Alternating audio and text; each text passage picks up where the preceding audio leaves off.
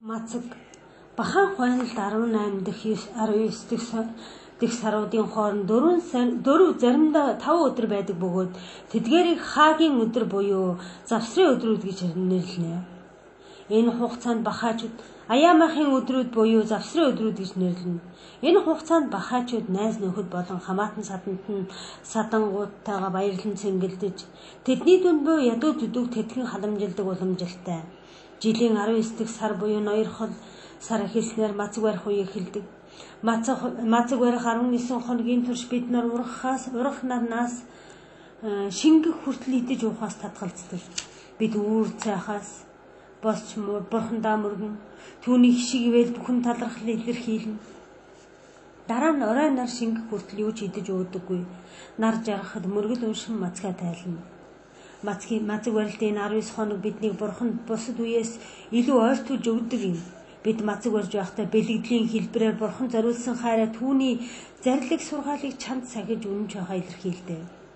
Абдулхан мацаг барилтын талаар дараахыг айлтжээ. Мацаг барилт бол бэлэг тэмдэг мөн. Мацаг барих нь элдв тачаангууд ур хөслийг твчхийг бэлэгдэж байгаа юм. Бие махбодын мацаг барилт нь энэ твчлэлтийн бэлэг тэмдэг хийгээд сануулга юм. Энэ юу гэсэн үг вэ гэвэл хүн бие махбодын дур таашаалаа твчхийн адил өөрийн бие гэсэн үзлийн таашаал дур хөслөө твчнэ гэсэн үг. Гэвч зөвхөн хоолунд нас татгалцах нь оюун санаа нь яаж нөлөөлж чадахгүй. Энэ бол зөвхөн бэлэг тэмдэг сануулга төдий юм. Ийм биш байсан бол энэ бүхэн ямар ч ач холбогдол байх байсан. Энэ зорилгоор мацаг барих нь зөвхөн хоолунд нас татгалзах явдал биш юм. Хоолны хувьд хэд их юм уу? Хэд бага идэхээс зайлсхий гэсэн алтан хууль бий. Хим хэмжээ гэж байх шаардлагатай.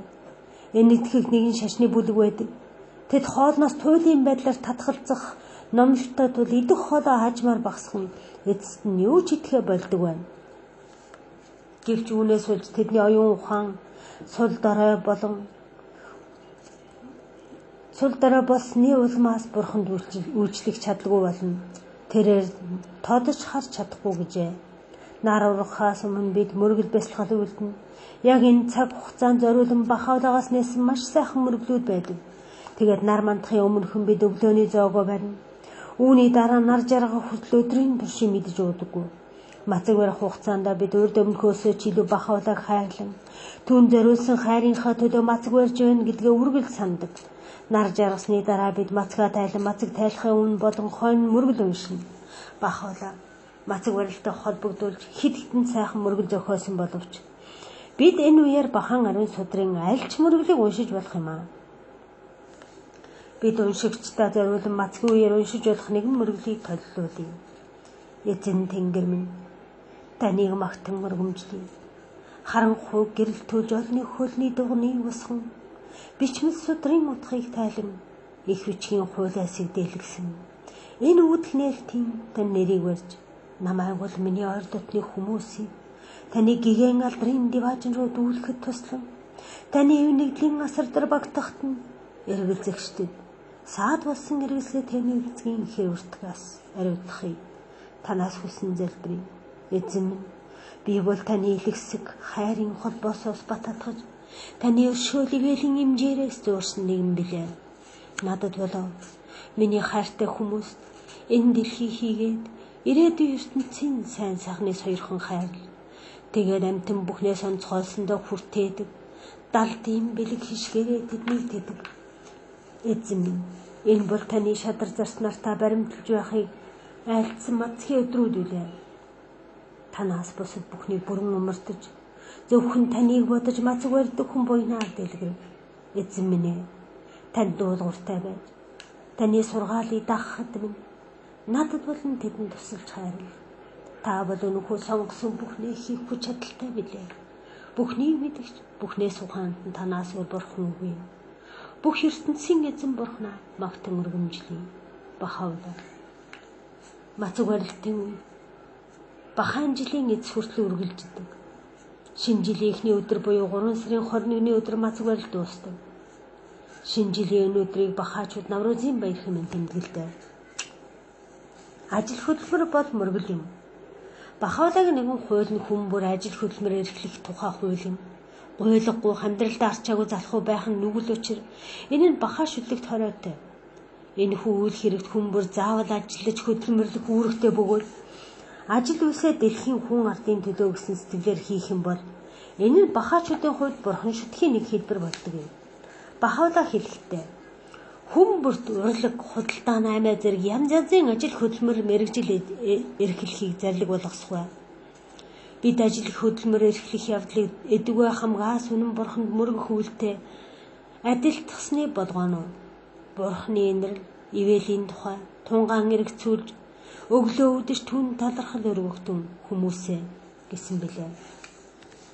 Абдулхаа энэ талаар тайлбарлахдаа бахаан үйл хэрэгт альва урлаг, шинжлэх ухаан болон гар урлалын ажил мэргэжлийг мөргөх сүсгэлэх үйлдэл тэнцүү үзнэ.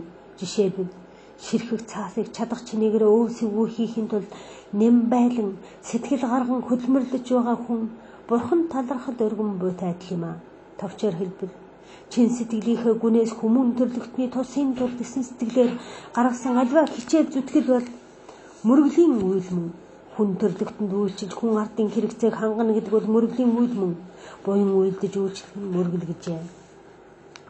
Бид бурханд мөргөн сүсгэлхийг хүсвэл чин сэтгэлийн гүнээс баяр баясгалантайгаар мөргөн сүсгэлэх хэрэгтэй билээ. Өөрийн болон бусдын ашиг тусын тул газраа хагалж ногоо тариа тарьж байгаа хүн бол бурханд мөргөн сүсгэлж байна гэж бахаачуд итгэдэг. Хин нэгний байшингийн хаалгыг хийж өгч байгаа мужаан эсвэл хин нэгний баярлуулахын тулд хувцсыг нь оёхтой хамгуураа гарган байж ойж байгаа ойдлчим бол бас л бурханд мөргөж байгаа хүн юм. Бахавлагын ивэлэр амьдралын салбар бүр, ажлын талбар бүр, мөргөлийн ордон болж чадах юм байна гэдгийг бид үүнээс харж байна. Тийм учраас бахаа хүний хувьд түүний ажил нь хичнээн хэцүү байлаа ч гэсэн ажлаа хийснээр бурханд мөргөж болох тул түүнд баяр жаргал авчирдаа. Бахаа хүн тиймээс мөргөл уншиж байхдаа ямар их жаргалтайгаар чин сэтгэлийн гүнээс уншдаг. Ажил хийхдээ ч мөн тийм сэтгэлгээгээр хийх юм. Хүнгүй агуу юм уу? Ширэнгэн ойн гүнд ганцаар амьдарч байгаа дайнч хүн бурханд мөргөн сүсгэлж байна хэмээн янз янзын хэлбэрээр өөрийгөө тарчлаан зовооход бэлэн байдаг. Дайнч лам нарын үе өнгөрсөн гэж бахавлаа хэлсэн билээ. Харин инхийн орон тэрээр ажил хөдөлмөрийн хэлбэр бүхнийг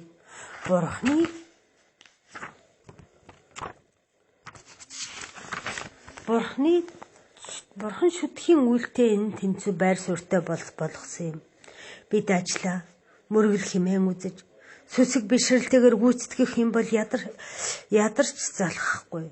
Манай шүтлэгт энэ орчлонгоос татгалзаж ганцаар амьдрахыг буян түлгэж үздэггүй. Тийм ч учраас бахаан шүтлэг лам даяанч хүмүүс байдгүй юм. Бахавлаа хэлэхдээ аяа гадар дэлхийн хүмүүсээ ганцаардмал амьдрал хатуу ятуу дэг журман бурхныг таашаалыг хүртдэггүй болоо.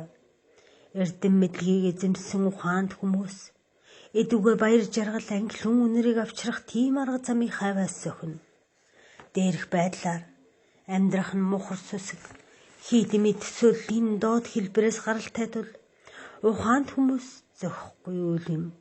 Өнгөрсөн үед өнөө үдч тэр уулын агууд амьдарч шөнийн цагаар булшны хүнд хоноглодог хүмүүс олон байсаар байна. Аяа энэ дарлагдсан хүмүүний үгийг сонсцгоо.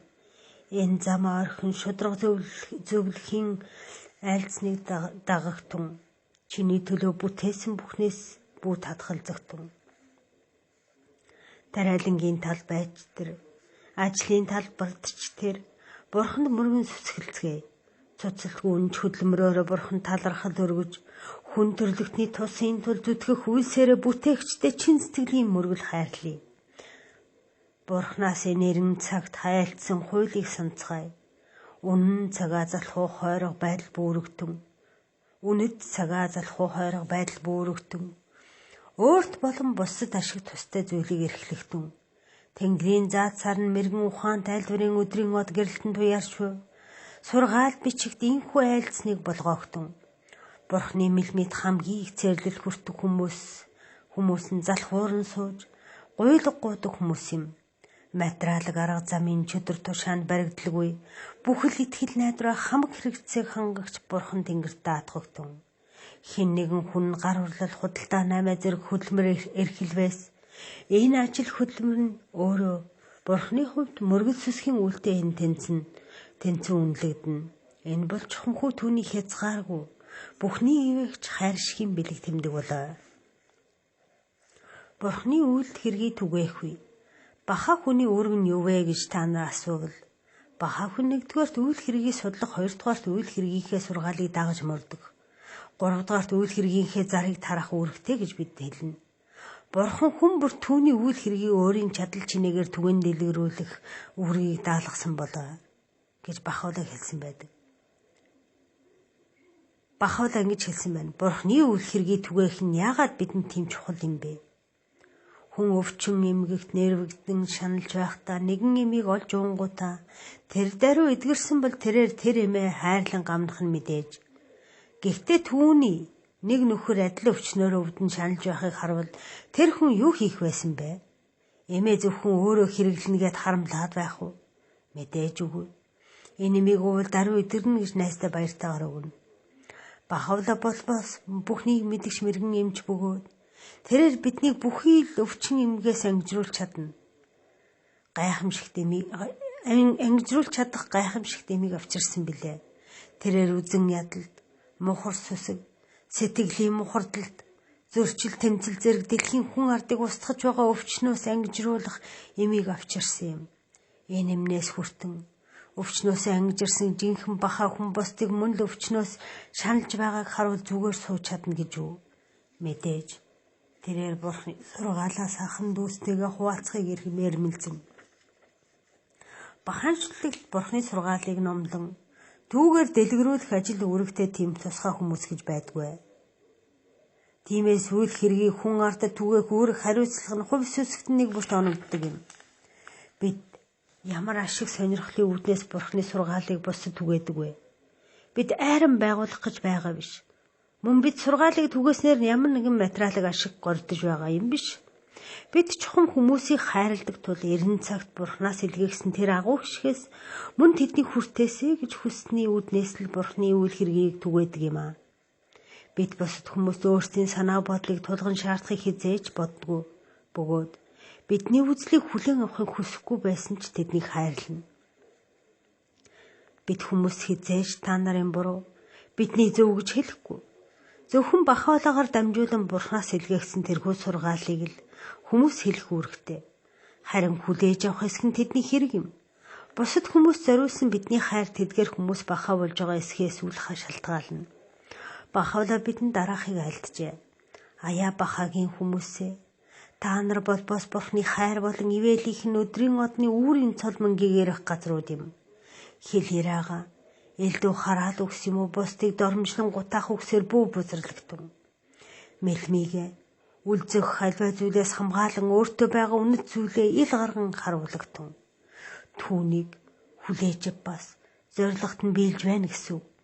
Хэрв хүлээж авахгүй л түүнээс татгалзаж байгаа хүнтэй маргалдан сөргөлдөх нь илүүц юм. Түүнийг зөнгөөр нь орхиж бүхнийг хамгаалагч дангаар оршигч Бурхан өөрөө тэмүүлэгтэн. Зовлон гуниг цаашлаад зөрчил тэмцлийн шалтгаан буу болготон. Тэнгэрлэг ивэлийн модны сүүдэрдэр чи боожиж Бурханаас альдсан замаар замнан хэмээн найднам. Та нар бүгд нэг л модны навчис, нэг л далайн туслууд юм гэжээ. Бид бусад сургаал түгээхээс өмнө өөрсдөө сургаалаа гүнзгийрэх хэрэгтэй гэж Бахаула хэлсэн билээ. Энэ нь бид Бахаулагийн сургаалуудыг сайн мэдхийн тулд чадах бүхнээ дайчилж сургаалыг дагахыг бусдад хэлэхийн өмнө өөртөө дагах хэрэгтэй гэсэн үг юм. Бахаулагийн үгээр бол Бахагийн хүмүүс үл эзэн тэнгэртэй мэрэгэн ухааныг зарам байж үйлчлэх. Бусдад сургаалыг түгээхдээ өөрсдийн амьдралын жишгээр түгээх ба өөрийн үйл ажиллагаагаараа Бурханы гэрэл гэгээг илэрхийлэх ёстой. Үндэ үйл ажиллагааны нөлөө бол хоосон үгний нөлөөнөөс хавьгүй их болоо. Сургаал түгээгч хүний хэлсэн үгний нөлөө нь миний түүний зориг санаа бодлын цэвэр ариун байдал болон чин сэтгэлээс хамаарна. Зарим хүмүүс зөвхөн үгээр илэрхийлснээс сэтгэл хангалуун байдаг.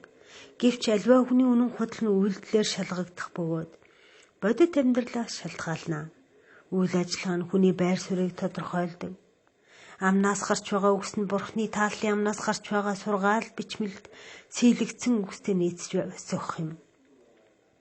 Бусад хүмүүсийн оюун санааны хөгжил дэвшил, адис ивэлийн их хүсэр болно гэдэг бол бидэнд ногдсон маш их агуу аз жаргал билээ. Бусад хүмүүст оюун санааны ертөнцийн амьдралын утга учир, зорилгыг ойлгуулж, нэгэн даян дэлхийн үйл хэрэгтэй нэгдэхэд нь туслахаас өөр үнэт зүйл бидэнд үгүй болов. Авдуулахаа хэлэхдээ бахай хүн бүр жилд дор хаяж нэг хүнийг бахавлагын үйл хэрэг татан оруулахыг ирмэлзэх хэрэгтэй гэж хэлсэн юм. Бахавлагын үйл хэргийг түгээн дэлгэрүүлнэ гэдэг бол бидний боловсролын төвшнөөс шалтгааллахгүй. Уншиж бичиж чадахгүй хүн ч өөрийн үйл ажиллагаагаараа хүндрэлтний тусын тулд үйлчлэгч гэдгээ харуулж чадна гэж Авдуулахаа хэлсэн билээ. Хэрв бид жинхэнэ бахай ясаар амьдарч сургаалыг амьдралдаа хэрэгжүүлж байгаа учраас бусдаас өөр юм байна гэдгийг олж харна. Үйл хэргийг түгээн дэлгэрүүлэхийн ач холбогдол болон ингэж түгээн дэлгэрүүлсний шанд бидний хүртэг адис шишгийн талаар Авдуулахаа хэлэхдээ сургаалыг дэлгэрүүлж байгаа хүмүүсийг өнөөдөр үл үзэгдэгч тэнгэрлэг тусламж хүрээлж байгаа гэдэг нь тодорхой билээ. Сургаалыг дэлгэрүүлэх ажлыг үл хойшин үзвээс энэ тусламж эрх зам бүр таслагдах юм. Учир нь Бурхны нөхөд зөвхөн сургаал дэлгэрүүлснээр л Бурхны тусламж авч чадна. Бүхэл нөхцөл байдал сургаалыг түгээх ёстой бөгөөд гэхдээ мэрэгэн ухааны зарам байж түгээнэ. Ханд нөхөд хүмүүсийг гэгэрүүлж дэлхийн хүн төрлөختөнд оюун санааны баяр жаргал ангилуун чанарыг эзэмшигтэн туслах зэмсэг болох хэрэгтэй юм. Жишээлбэл нөхдийн маань нэг өөр нэгэн хайхрамжгүй хүнтэй нөхөрлөж түүн төгс сайхан сэтгэлээр хандаж өөрийн зөв шулуун төрөх байдал нь ёс суртахуунтай зан чанараараа түүнийг тэнгэрлэг удирдамж хурамстын сургаал зөвлөгөөд хөтлөн дагуулваас тэр хүн аажмаажмаар хайхрамжгүй зангаа орхин харанхуй мөнхөг байдал нь эрдэм мэдлэг болж хувирах нь дамжиггүй гэжээ. Докторол хундааг хориглох нь хүн адгуулсан амтнаас оюун ухаан сэтгэл санаагаар ялгаатай билээ. Өөр заяасан эдгээр үнэд бэлэг хишгээ хайрлан хамгаалаасаа хэмээн Бурхан хүсдэг юм. Бид өөрсдийн оюун ухаан сэтгэл санааг аль болох эрүүл сарвал байлгахыг ирмэлзэх ёстой. Согтуурал хундаа нь хүний оюун санаа ухааныг хордуулж, хүн гэсэн өндөр байр сууриа умартан согтуу үедээ адгуулсан амтнаас өөрсгөө төвшөнд очих тийм байдал хүрэгдэг байна. Тиймээс бахавла бидэнд ямар согтуурал хундаа хэрэглэхийг хориглосон юм. Энэ шүтлэгт итгэх болсноос өмнө согтуурал хундаа хэрэглэх муу зуршилтай байсан олон бахаачуд байдаг үлээ. Гэвч тэд бахавлаг Бурхны тодруулагч хэмээн хүлээн зөвшөөрөхдөө түүнд зориулсан хайраа нотлохын тулд хор зуршлаасаа амжирсан байдаг. Энэ муу зуршил нь тэдэнд ямар ч ач тус авчираагүй гагцгүй санхүүгийн бие махбодын болон оюун санааны хохирол өчрүүлж байсан юм. Тэд бахавлагын сургаалаар дамжуулан амьдралын аршаанаас хүртэж энэ аршаан тэднийг ямагт баяр жаргалтай байлгаж өдөр тутмын бэрхшээлтэй асуудлаа мартахад тусалдаг билээ. Төрөл бүрийн баяр наадам ёслолынхоо үеэр согтуурал ундаагаар дайлах заншилтай хид хідэн омог үндэснүүд дэлхийд байдаг билээ. Тэр омгийн хүмүүс баха босныхоо дарааш тэдгээр ёслол үлддэг боловч согтуурал хундааны оронд амтд жимсний шүүс ундаагаар дайлдаг болжээ. Согтуурал хундаа төдий мөн опиум зэрэг оюун ухаан болон бие махбодын хордуулагч төрөл бүрийн мансууруулах бодисыг хэрэглэх явдлыг бахаанчлах татвар оргилдог. Ариун өдрүүд жилийн турш бахаачууд 9 ариун өдөр тэмдэглэж тэдгээрийн амралтын өдөр гэж тооцдог. Эдгээр өдрүүдэд бахаа шүтлэгтэй холбоотой онц чухал үйл явдлууд болсон байдаг тул ариун өдрүүд хэмээн хөнөөлөгдсөн юм. Эдгээрээс 7 баярын өдөр байдаг бол Баабын амнасаа зориулсан болон бахавлагын тэнгэр тайсан өдрүүдэнд дурсамжт өдрүүд юм. Хамгийн ихэн тэмдэглэг баярын нэр нь Наврузын баяр бөгөөд энэ баяраар Мацхийн сар дуусаж шинэ жил эхэлдэг. Дараагийн 3 баярын өдрийг Рисваны наадмаар тэмдэглэдэг. Энэ өдрүүдээр бахавла өөрийн үйл хэргийг тунхагласан юм. Рисваны өдрүүд гэж нэрсэн 12 өдрийн турш бахавла Багдадаас Константинопол руу явахын өмнө Рисван хэмээх үзэсгэлэн цэцэрлэгт найз нөхдийн хам сүүлчийн удаа уулзаж байсан юм. Түүнийг Багдадаас цөлөн явуулах болсонд олон дагалдагч нар нь болон найз нөхд нь урд хургууныг давтаж байлаа. Гэвч түүнийг хайрлагчдын зүрх сэтгэлийг эзэмсэн уу гашуун мөнхийн аз жаргал болон хувирах тавилантай байжээ. Учир нь тэдгээр өдрүүдэд бахаада өөрийгөө өнгөрсөн үеийн тэнгэрлэг бурхныг тодруулагч нар түүнчлэн гэгэн бабын зөвнөн айлцсан тэр хүмүүн гэдгээ олны өмнө ил зарласан юм. Гайхамшигтээ өдрүүдэд дурсахын үүднээс бид жилбэр Рисваны наадмыг тэмдэглэдэг бөгөөд эдгээр өдрүүдийн хамгийн анхны 9 дэх болон 12 дахь өдрүүдийг ариун өдрүүд болгосон юм. Үүний дараа бид бабын тунхаглалын өдрийг тэмдэглэдэг. Энэ нь баб өөрийн номлыг анх удаа мөн Хусын Шираз хотнод зарласан өдөр үлээ. 7 дахь баярын өдрүүд нь баб Бахаулаа нарын төрсөн өдрүүд юм. Бахан ариун өдрүүдийг доор толлуулъя. 3 сарын 21 нь Наврусын баяр шинжил. 4 сарын 21 Рисваны анхны өдөр Бахаулагийн тунхаглал. 4 сарын 29 Рисваны 9 дахь өдөр. 5 сарын 2 Рисваны 12 дахь өдөр. 5 сарын 23 бабын тунхаглал.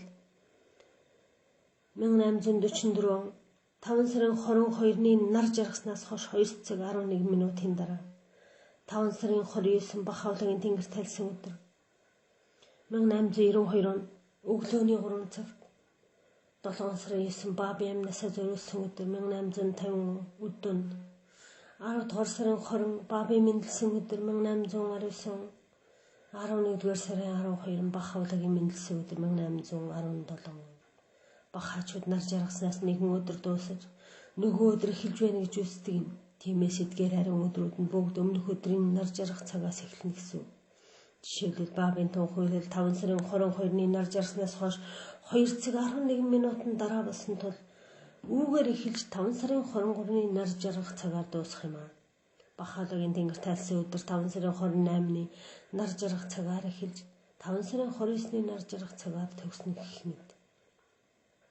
Бид ариун өдрүүдэд бусад жирийн өдрүүдээс өөр онцгой болгохын тулд үйл хэргийн хөгжил дэвшил болон хүн төрөлхтний тусын тул ямар нэгэн чухал алхам хийх хичээх хэрэгтэй хэмээн Мавдулхай альджээ.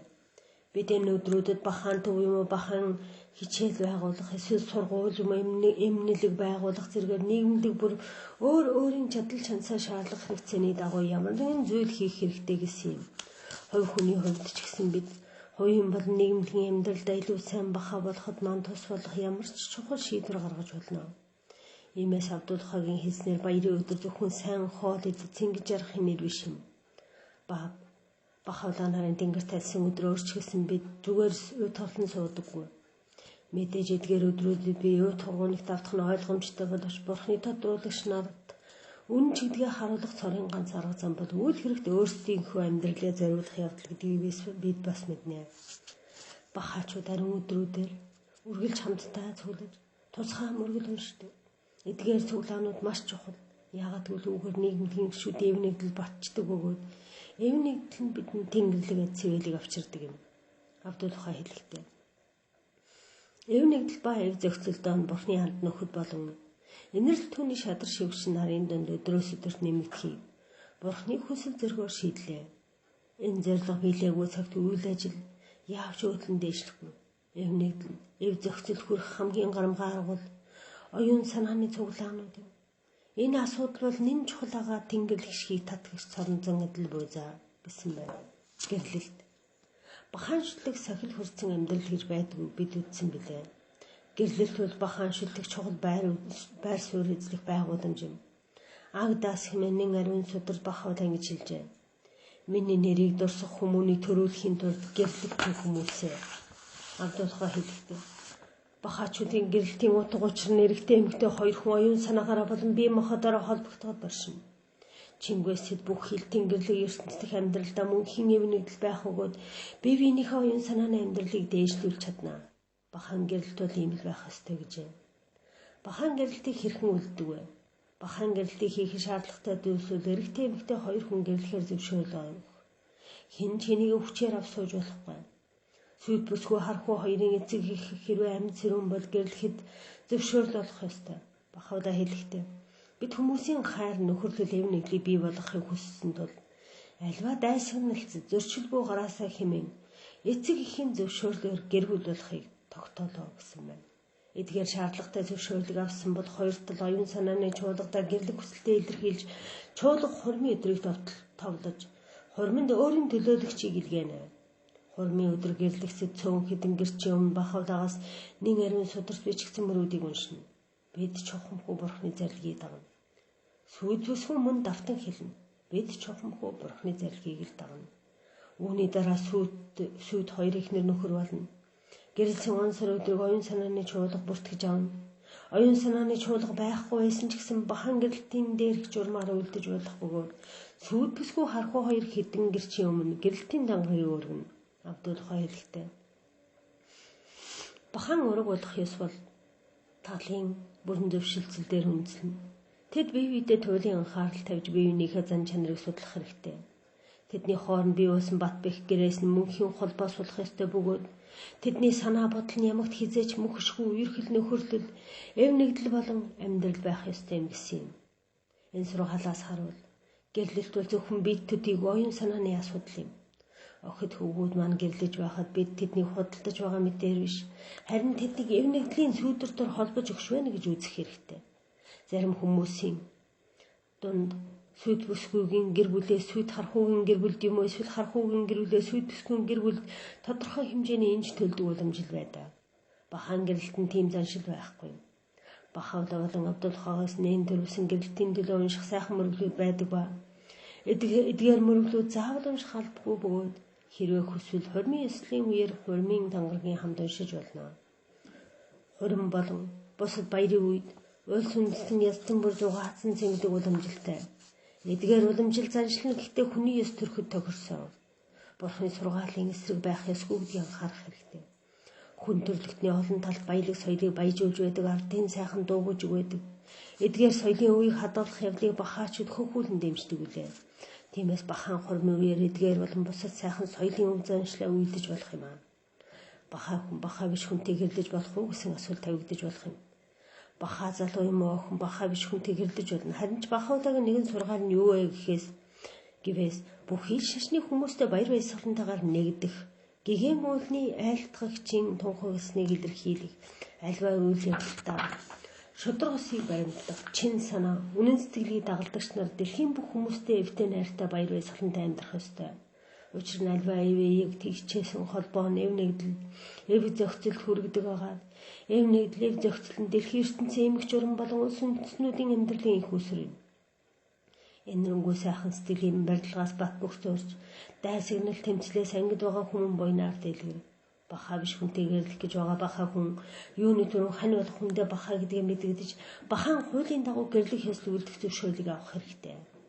Бахаа биш тэр хань болох хүн бахаан хурмын маш энгийн ёслыг үлдэх ёстой адил бахаа хүн мөн нөгөө хүнийхээ шашны ёслыг үлдэх ёстой юм. Бахаан гэрлэлтэн хүн төрлөختний эв нэгдлийн бас нэгэн бэлэг тэмдэг юм. Энэ нь бахаа шүтлгүүл ямар нэгэн тусгай бүлэг хүмүүс зориулагдсан биш. Харин нийт хүн төрлөختөнд зориулагдсан шашин гэдгийг харуулж байна. Засгийн газартаа үнэнч байх ёс. Бахаалаа бидний нийгэмд хорхоо хохирол учруулж болох ямар нэгэн үйл ажиллагаанд орцохыг хориглосон билээ. Бид мөн шудраг ус хортон басны үлагч аливаа зүйлээс айсгих ёстой. 100 гаруй жилийн өмнө Бахаал өөрийн нэгэн сургаал ийм зарчмыг заан сургажээ. Үүнд айлч улс орн буюу засгийн газрын удирдлаганд оршин байгаа энэ нийгэмлэгийн аль нь ч гэсэн тэрхүү засгийн газартаа үнэнч итгэлтэй бус шударгаар хандах ёстой юм гэжээ. Бахаан хүн засгийн газартаа үнэнч байж чадахгүй бол шашиндаа үнэнч байж чадахгүй гэсэн. Бахаа ёсоор засгийн газартаа үнэнч байх гэдэг нь оюун санааны болон нийгмийн амин чухал зарчим юм. Бид тухайн газар нутгийн засгийн газартаа захирагдаж түүнд сайхныг хүсэн өрөөж явах ёстой. Нийгмийн илүү сайн дэглэм тогтож эдийн засгийн илүү таатай нөхцөлийг бүрдүүлэхийн тулд хууль ёсыг болон засгийн газрынхаа хууль зарилгуудыг хүндэтгэн сахих ёстой гэдэгт бахаан үзэл санааны гол агуулга оршино гэсэн байна. Засгийн газартаа үнэнч байх ёс гэдэг бол хэн бүхэн төлөвшөх ёстой хувь хүний зан заншил юм. Хуурам мэхлэх альва үйл бол нүгэл юм. Бахаал ангиж айлцсан. Өвдөгч байдал цэг шулуун сэтгэл альва үйлдэл бүхний тань манлай болготон аяа хүмүүсээ хэл яраагаа үнэн шудраг чанараар ариусгаж зүрх сэтгэлээ шудрагны хээ угалзаар чимгэлэгтэн хинтэй шудрагус уруу сэтгэлээр харьцахаас сэрэмжлэгтэн хүмүүсээ Бурхны бүтээсэн түмэн амьтны дотроос түүний эд хэмжилгсэн төлөөлөгчд байж түүний түмэнд нь Өгөөмөр сэтгэлийнх нь бэлэг тэмдэг болж өгдөг. Үүнтэй холбогдвол бахаачуудын мөрдөх ёстой бас нэгэн зүйлийг дурдаас өхөлтэй. Манай шүтлэг бол улс төртэй ямар ч холбоогүй бөгөөд бахаачууд ямар ч намын улс төрийн үйл ажиллагаанд оролцож болохгүй юм. Энэ бид альва намын улс төрийн ажиллагаанд оролцож бүх хүмүүсийн эсрэг юм уу? Аль нэг нь намын эсрэг байна гэсэн үг биш юм. Бурхан бидэнд дэлхийн тэнгэрлэгийн эмч өрмийг бүтээн босгохын тулд хүч эрчим нөөц баялгаа зарцуул гэсэн чиглэлийг өгсөн гэж бид итгэдэг. Бидэнд Бурханаас өгсөн төлөвөө байгаа өгөөд энэ төлөвлөгөө нь одоогийн улс төрийн намуудын мөрийн хөтөлбөрт байгаа бүх сайн зарчмуудыг агуулаа зогсохгүй түүнээс ч илүү өргөн зарчим сургаалыг агуулдаг юм. Бурхан бидэнд шулуун замыг зааж өгчээ. Энэ зам нь баруун зүүн тийш юм уу? Өрөнд орно гэж хазаадаггүй. Энэ зам нь дэлхийн өнцөг боломжтой байгаа янз янзын үндэстэн ястан итгэл үнэмшилтэй анги давхаргын хүн төрөлхтний нэгдлийн зам мөн энэ орчлонд бахавлагын байгуулсан эмгч өрмөн тэнгэрлэг гаралтай учир мөн чанар хэлбэр төрс хэмжигдэхүүн нэрийг хүний бүтээл болох их хүчлэн хоорондоо зөрчилд хүзэл суртлаас өгтөөр юм. Бахаачууд улс төрийн хөдөлгөөнд оролцож болохгүй бас нэгэн шалтгаан байна. Түүнийг тэтгэх шогийн фэндийн нэгэн загталтай тайлбарлажээ. Үүн бахаачуудад дэлхийд даяар нэг юм. Бид тэнгэрлэг гаралтай дэлхийн шинэ эмгч өрмийн бүтээн босгохыг илэрхийлж байна.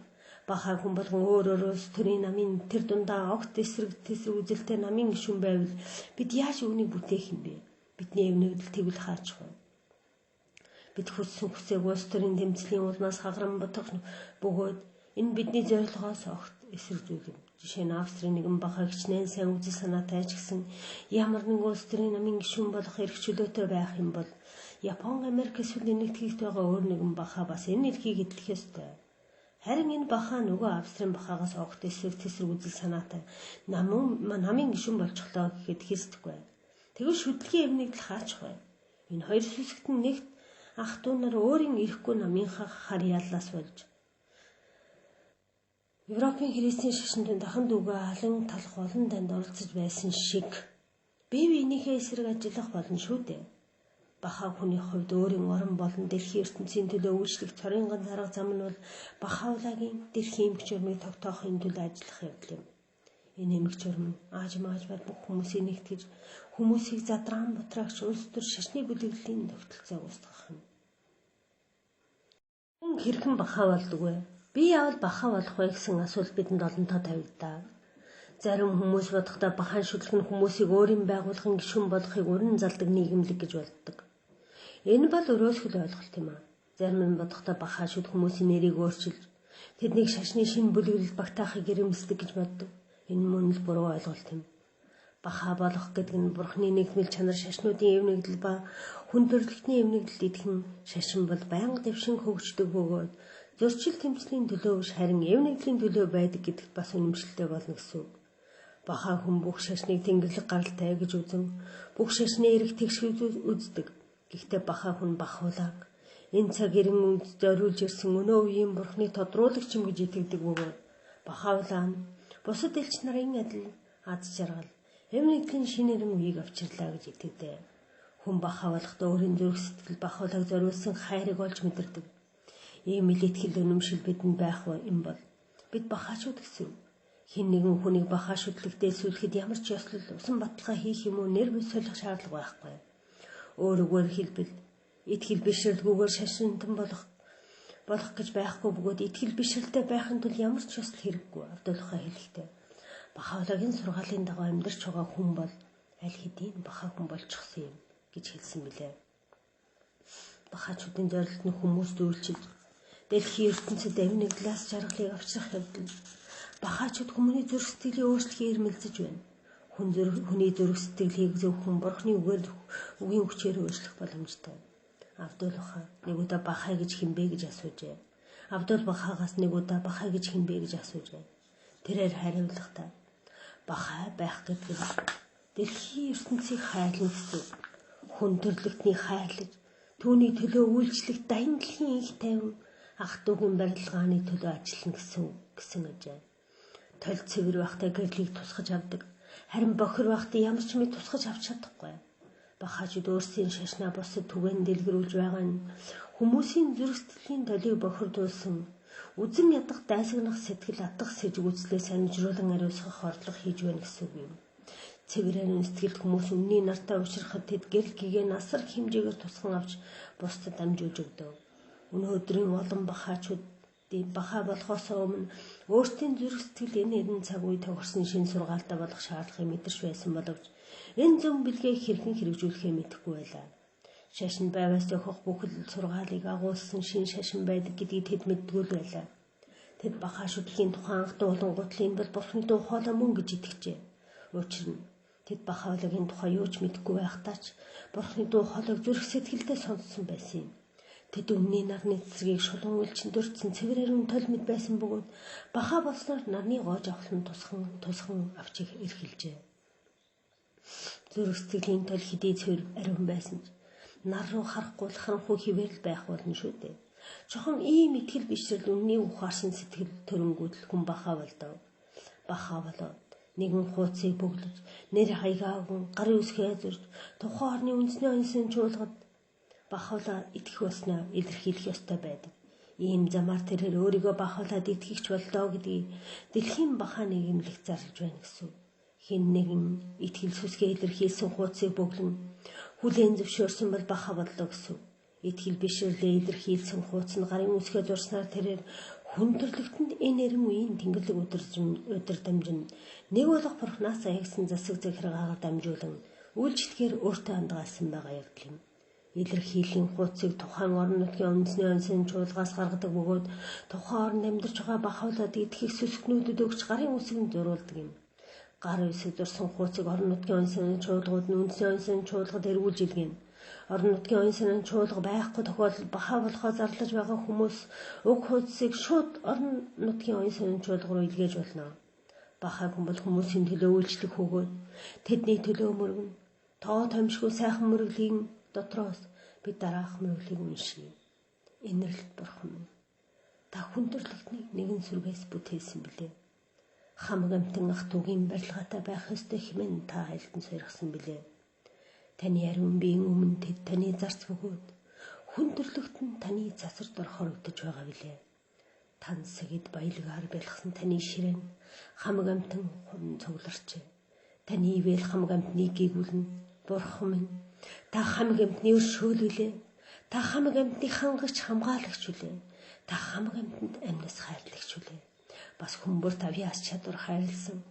Хамаг амтанд таны нэгүүлсэнгүй сэтгэлийн далаад өмбөн байна. Инэрлдэзэн хаамын хамаг амтныг нэгдэг бүх шашин өөр хорондоо хилцэн нэгдэгдэх байна. Улс үндэстний нэг нэгдмэл болгож хайрлана. Үүний ачаар хамаг амтан өөрсдийгөө нэгэн гэр бүл дэлхийн ертөнцийг нэгэн гэр орон хэмээн ойлгох болно. Хамаг амтан игнэгт эв найрамдтай аж төрөх болтугай. Бурхан минь, нэг нэгдмэл хүн төрлийн тугийг өндөр төргөдөх бай. Бурхан минь. Агуу хамглан тогтоодох бай. Бурхан минь, хамаг амтны сэтгэл санааг нэг нэгдмэл болгодох бай. Инэрлдэцэг бурхан минь, өөрийн хайр авилаар бидний сэтгэл санааг баясгаж хайрлана. Өөрийн үнэн үгээр бидний мэлмийг гийгүүлж хайрлана. Өөрийн тансаг үгээр бидний сонрыг баясгаж хайрлана. Өөрийн хайр авилын бат сайзанд хорогдоод та хамгийн чадаг хамгаас хүчтэй нүлээ. Та хамгийн өршөөгч билээ. Та хүндрэлтний алдаа дутагдлыг өршөөгч үлээ.